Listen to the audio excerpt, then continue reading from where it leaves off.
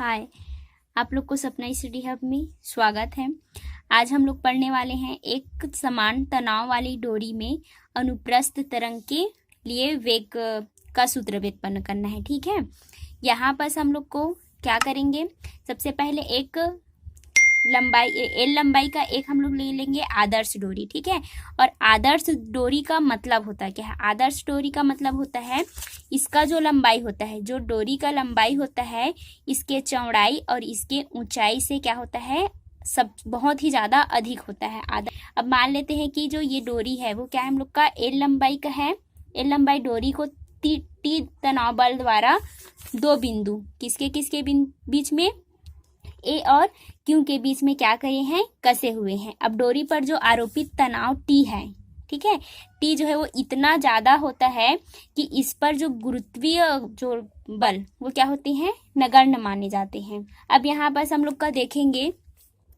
तो ओ से बिंदु पी पर एक्स दूरी पर हम लोग क्या ले लेते हैं, एक बिंदु पी क्यू ले लेते हैं, अल्पांश ले लेते हैं, जिसकी दूरी क्या है हम लोग का डी एक्स है। तो यहाँ पर हम लोग का जो पी क्यू है ये पी क्यू और ये पी क्यू डेस जो है वो हम लोग का एक दूसरे का क्या होते हैं, इक्वल में होते हैं। मतलब ये हम लोग का है डेल एक्स है, तो इसके बीच की दूरी भी कितनी होगी, डेल एक्स होगा। अब यहाँ पर हम लोग का ये बिंदु पी डेस और क्यू डेस है, ये जो है वो तनाव, डोरी का जो तनाव है टी, उसका क्या करता है, दिशा को बताता है। ये जो है हम लोग का दो घटक में विभाजित हो जा रहा है। तो बिंदु P पर यहाँ पर लिखेंगे एक्स दिशा में घटक हम लोग का क्या है, ये एक्स एक्सिस है, तो क्या करेंगे बिंदु P डेश पर, ठीक है, किस पे, बिंदु P डेश पर एक्स दिशा में घटक को हम लोग क्या लेते हैं, हम लोग t cos phi minus d phi लेंगे। क्या लेंगे, t इधर है, P डेश का दिशा इधर होगा, तो ये हो जाएगा हम लोग का t cos phi minus d phi. अब लेंगे यहाँ पर तो लिखेंगे हम लोग का ये बिंदु क्या है, हम लोग का क्यू डेश है, तो क्यू डेश के लिए क्या हो जाएगा, इसकी दिशा इधर होगा, इधर साइड है, तो इसके लिए क्या लेंगे हम लोग, टी कॉस फाई लेंगे। तो हम लोग का हो जाएगा टी कॉस फाई। इसी प्रकार हम लोग क्या ले लेंगे,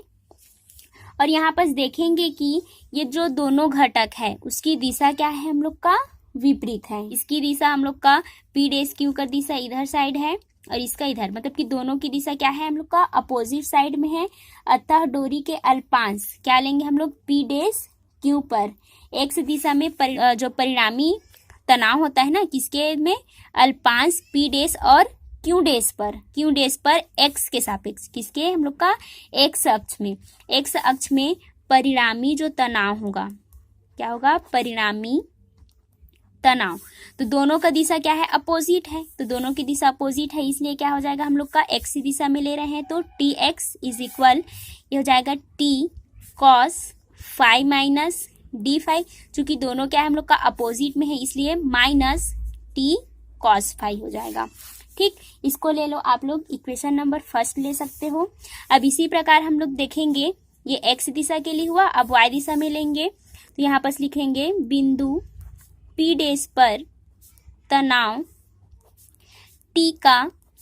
वाई दिशा में घटक, तो वाई दिशा में घटक के लिए क्या ले लेंगे हम लोग, इधर साइड लेंगे, तो ये हो जाएगा sine phi minus d phi. तो हो जाएगा हम लोग का t sine phi minus d phi. इसी प्रकार क्या लेंगे हम लोग, बिंदु, ये बिंदु P पर था, अब बिंदु Q पर इधर साइड लेंगे, ठीक है, बिंदु Q पर Q डेश पर तनाव किसका, T का y दिशा में घटक। ठीक, तो बिंदु P के लिए ये है और बिंदु Q के लिए इधर है, तो ये हो जाएगा हम लोग का T साइन फाई, हो जाएगा ये T साइन फाई हो जाएगा। अब चूंकि इसकी भी दिशा क्या है, अपोजिट है, इधर है हम लोग का, इन दोनों की दिशा भी क्या है, हम लोग का अपोजिट होने के कारण अल्पांश पी डेश क्यू डेश पर क्या करेंगे हम लोग, परिणामी तनाव करेंगे। तो परिणामी तनाव कितना हो जाएगा हम लोग का, सेम लिखेंगे इसी के जैसे, यहाँ पर वाई के अक्ष में ले रहे हैं, तो हो जाएगा ये t y equal t sine phi minus d phi minus t sine phi हो जाएगा। चूंकि हम लोग का यहाँ पर देखेंगे कि विस्थापन जो है वो बहुत ही कम है, मतलब विस्थापन का मतलब ये है कि फाई व फाई माइनस डी फाई के मान, डी फाई के मान भी क्या है हम लोग का बहुत ही कम है, मान अल्प होते हैं। इसलिए हम लोग क्या लेते हैं, cos phi minus d phi हो जाएगा हम लोग का कॉस फाई। ठीक, अब लिया जाता है, इतना हम लोग को लिया जाता है जब फाई और फाई माइनस डी फाई का मान बहुत ही कम होता है, इतना लिया जाता है। अब क्या करेंगे, इसको इक्वेशन नंबर फर्स्ट में पुट अप कर देंगे। ठीक है, इक्वेशन नंबर फर्स्ट यहाँ पर लिखेंगे समीकरण फर्स्ट से। तो समीकरण फर्स्ट देखो ये है हम लोग का, तो हो जाएगा टी एक्स इज इक्वल हो जाएगा हम लोग का, इसके जगह क्या लेंगे हम लोग, कॉस फाई लेंगे, तो हो जाएगा t cos phi minus d phi के जगह हम लोग लेंगे कॉस फाई, तो हो जाएगा ये कॉस फाई माइनस क्या है हम लोग का, ये टी कॉस फाई है, तो हो जाएगा टी कॉस फाई, कैंसिल हो जाएगा। तो टी एक्स का वैल्यू कितना होगा, 0। मतलब यहाँ पर हम लोग का एक्स अक्ष में जो इसका तनाव होता है, परिणामी तनाव होता है, वो कितना होता है, 0 होता है। ठीक है, जो तनाव होता है वो 0 होता है। इसी प्रकार हम लोग इसमें लेते हैं, इसी प्रकार इसे हम लोग sine phi minus d phi के जगह हम लोग लेंगे phi minus d phi,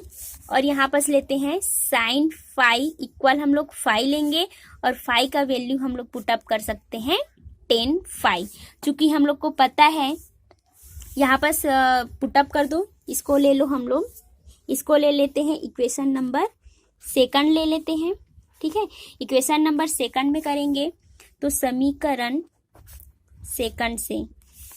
second में हम लोग क्या लेंगे, sine phi minus d phi के जगह फाई माइनस डी फाई लेंगे। तो देखो यहाँ पर है हम लोग का टी, तो यहाँ लिखो हम लोग का हो जाएगा टी, और है sine phi minus d phi के जगह हम लोग लेंगे क्या, phi minus d phi minus t sine phi, तो साइन फाई के जगह हम लोग लेंगे यहाँ पर फाई है, तो यहाँ पर हो जाएगा हम लोग का टी फाई। ठीक है, तो यह हो जाएगा हम लोग का t q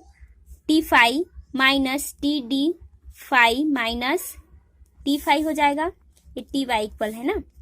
T y equal ये कैंसिल हो जाएगा, तो यहाँ से हो जाएगा हम लोग का t y is equal t d phi हो जाएगा। चूंकि हम लोग का फाई के जगह हम लोग क्या ले सकते हैं, यहाँ 10 फाई ले सकते हैं, तो ले लो, तो टी वाई इक्वल हो जाएगा टी डी रहेगा, और फाई के जगह हम लोग ले लेंगे 10 फाई। ठीक है, अब देखो 10 फाई के जगह हम लोग लेते हैं 10 फाई इक्वल टू हो जाएगा यहाँ पर हम लोग का d y by d x. 10 phi के जगह हम लोग d y by d x put up करेंगे, तो चलो यहाँ पर पुटअप कर दो, इसको ले लो आप लोग इक्वेशन नंबर थर्ड, आप लोग लेना चाहोगे तो ले सकते हो। अब इक्वेशन नंबर थर्ड में इसका मान को पुटअप करो, तो ये हो जाएगा t y equal t d 10 phi के जगह क्या लेंगे, d y by d x लेंगे। ठीक है, अब यहाँ पर x अपॉन डी एक्स का क्या करते हैं, D x upon D x का मल्टीप्लाई कर देंगे, तो ये हो जाएगा हम लोग का डी बाई डी एक्स, ये हो जाएगा d y by d x, और डी एक्स मतलब d x by d x का क्या किया हम लोग, मल्टीप्लाई कर दिए हैं। तो यहाँ पर क्या हो जाएगा, टी वाई इक्वल टी, यहाँ से हो जाएगा हम लोग का d square y by d x square into d x हो जाए। इसको ले लो आप लोग इक्वेशन नंबर 4। ठीक, अब यहाँ पर देखेंगे, मान लेते हैं जो हम लोग का डोरी है, जो डोरी है, डोरी की एकांक लंबाई है, डोरी का एकांक लंबाई मान लेते हैं, लंबाई का जो द्रव्यमान है, द्रव्यमान हम लोग ले लेंगे m है, m, तो अल्पांश dx का द्रव्यमान, यहाँ पर देखो हम लोग का इसका ले रहे हैं ना p, P days Q days हम लोग को यहाँ पर क्या था, अल्पांश था, तो डी एक्स का वैल्यू हम लोग का मान लेते हैं, जो डी एक्स का द्रव्यमान है, बस इतना करना, अल्पांश का जो द्रव्यमान है उसको हम लोग मान लेते हैं, क्या है हम लोग का, m इंटू डी एक्स है, ठीक है, m इंटू डी एक्स है। और हम लोग को पता है कि न्यूटन के द्वितीय नियम से क्या होता है, न्यूटन के द्वितीय नियम से क्या हो जाएगा, हम लोग का जो अल्पांश पर बल लगेगा, यहाँ जो बल लगेगा, फोर्स लगेगा, जो बल रहेगा अल्पांश का बल, ठीक है, अल्पांश का बल जो है किसके बराबर होगा, हम लोग का अल्पांश का द्रव्यमान, अल्पांश का द्रव्यमान इंटू होता है हम लोग का त्वरण, ठीक है। तो अल्पांश का द्रव्यमान कितना है हम लोग का, m इंटू डी एक्स है। त्वरण क्या होता है हम लोग का, त्वरण सबको पता होगा, d square y by d t square होता है। इसको ले लो आप लोग इक्वेशन नंबर 5, ठीक है। अब यहाँ जो हम लोग का d square y by d t square है, वो क्या है हम लोग का त्वरण है, जो कहाँ पर है, किसके घटक है, टी वाई के कारण, किसके कारण, जो टी वाई है ना, इसके कारण, टी वाई के कारण जो हम लोग का अल्पांश पी डेज क्यू डेज पर उत्पन्न होता है, किस पे उत्पन्न हो रहा है, पी डेज और क्यू डेज पर उत्पन्न होता है, ठीक। तो यहाँ पर बता देंगे कि d square y d t square जो हम लोग का क्या है, त्वरण है, त्वरण है, जो कहाँ पर उत्पन्न हो रहा है हम लोग का, पी डेज क्यू डेज पर उत्पन्न होता है। तो देखो पी डेज क्यू डेज पर है, अल्पांश पे है ये, और अब ये इसको देखो इक्वेशन नंबर 4 और इक्वेशन नंबर 5, तो टी वाई पर ये भी उत्पन्न हो रहा है, टी वाई पर ये भी उत्पन्न हो रहा है, ये क्या होगा हम लोग का, टी वाई पर ही उत्पन्न होगा, अल्पांश का बल टी वाई पर ही होगा। तो ये दोनों क्या हो जाएंगे हम लोग का, एक दूसरे का इक्वल में हो जाएगा। आप लोग को पता होगा कि t y is equal to ये है, अब ये भी t y is equal to इतना दिया है, तो टी वाई ये दोनों जब बराबर होते हैं तो ये भी आपस में क्या होते हैं, बराबर होते हैं। तो इसको हम लोग लिख सकते हैं, m into d x into d square y by d t square equal क्या था हम लोग का, t d square y by d x square into d x. देखो डी एक्स और ये डी एक्स क्या हो जाएगा, कैंसिल होगा, बचेगा क्या, m into d square y by d t square equal to t d square y by d x square. तो m को इधर ले आने जाएंगे तो क्या हो जाएगा, इंटू के रूप में इधर आता है तो डिवाइड के फॉर्म में होगा, d square by d t square equal T upon m d square by d x square, ठीक है। और हम लोग को पता है कि इस समीकरण का तुलना, जो हम लोग का ये जो समीकरण है, एक विमी तरंग का समीकरण होता है ना, उसके साथ करेंगे। एक विमी तरंग के समीकरण, इसका समीकरण क्या होता है, d square y by d t square is equal to क्या होता है, v square d square y by d x square होता है, से करने पर, ठीक है। ये जो इक्वेशन का हम लोग का इक्वेशन का तुलना, इस वाली इक्वेशन का मतलब कि एक विमी तरंग के समीकरण के साथ हम लोग जब करेंगे तो देखो यहाँ d square y by d t square है, यहाँ भी क्या है, d square y by d t square है, ये दोनों इक्वल होंगे तो ये भी आपस में क्या होते हैं, इक्वल हो जाएंगे। तो ये क्या हो जाएगा हम लोग का, v square d square y by d x square equal, इसके इक्वल में हो जाएगा t upon m d square y by d x square. तो देखो डी वाई स्क्वायर बाई ये दोनों हम लोग का क्या हो जाएगा, कैंसिल हो जाएगा, तो बचेगा क्या, v square is equal to t upon m। अब हम लोग निकालेंगे क्या, यहाँ पर